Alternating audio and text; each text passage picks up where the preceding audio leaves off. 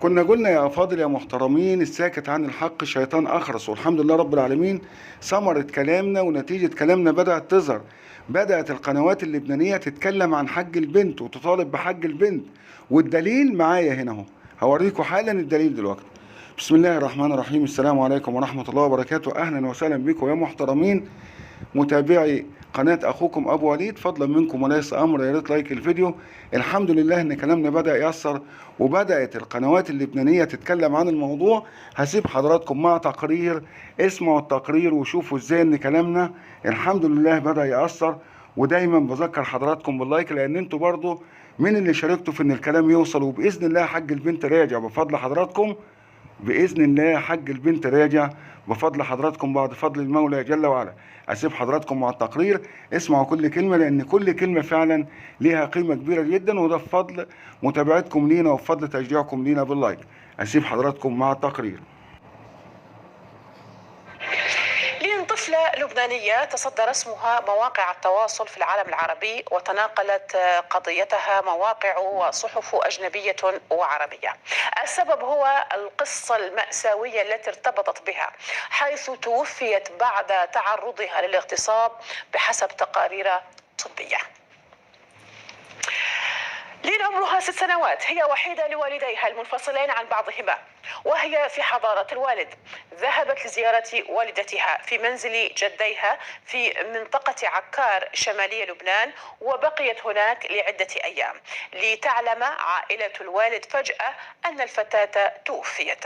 وسائل إعلام اللبنانية نقلت جزءا من تفاصيل الحادثة عن أهل الزوج، حيث قالوا إنهم علموا أن والدتها قد أحضرتها إلى المستشفى نتيجة ارتفاع حاد في درجة حرارتها، وبعدها عادت بها إلى المنزل. في صباح اليوم التالي نقلت مرة أخرى إلى المستشفى متوفية أو متوفاة هذه المرة بعد إصابتها بفقر حاد دم، طبعا فقر دم حاد نتيجة نزيف، وأن ذلك النزيف ناتج عن اعتداء جنسي بحسب رواية الأب الذي نقلها للإعلام عن الطبيب. والد الطفلة تحدث إلى وسائل الإعلام اللبنانية عن حادثة وفاة ابنته وعن علاقته الحميمة بها، وهذا ما قاله لصحيفة النهار. بدي لبنتي حقي. نعم. بدي أهم شيء حق بنتي. والله يحرموا كل ابن دولة ولاده ما بيحق لي حق بنتي وبيحتفظ فيه. نعم. أو بنتك توفي. طب بنتي توفي قدري توفي، ما دقوا لي بيها شيء، مريضة حصل لها شيء. لو حصل لها هذا اللي حصل لي أنا بعالجها، ولو حصل لها هذا اللي حصل لها بعالجها. أنا ما بهربها من المستشفى، وبتهرب من هون وبتهرب من هون بتهرب من هون، ما بحمل الا عرقتي. ماشي انا قلت لي يا بابا احملني حمل، يا بابا احملني حمل.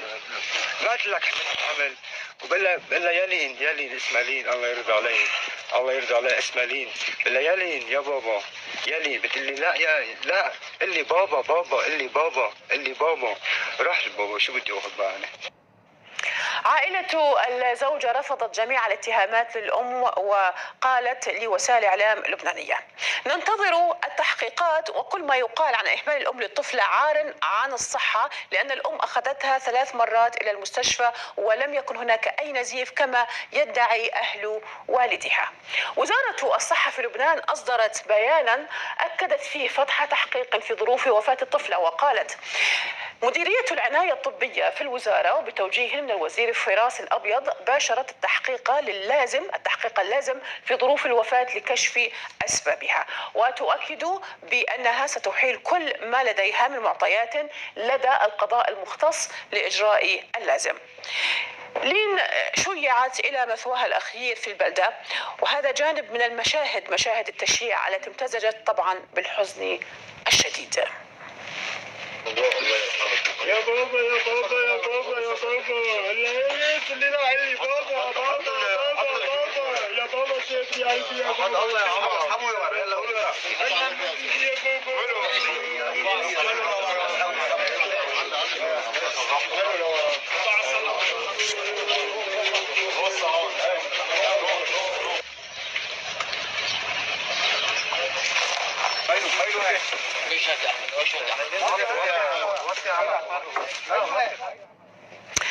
صحيفة رداء الوطن اللبنانية قالت إن أحد الطبيبين الشرعيين اللذين كشفا على الطفلة يدعى سامي الأحدب أخبر أهل الطفلة لجهة والدها في البداية أنها تعرضت لنزيف جراء اعتداء جنسي، ثم لاحقا قال هذا الطبيب أنه تحدث عن شكوك ولم يجزم في هذا الأمر، ودعا الجميع لانتظار نتائج التحقيقات.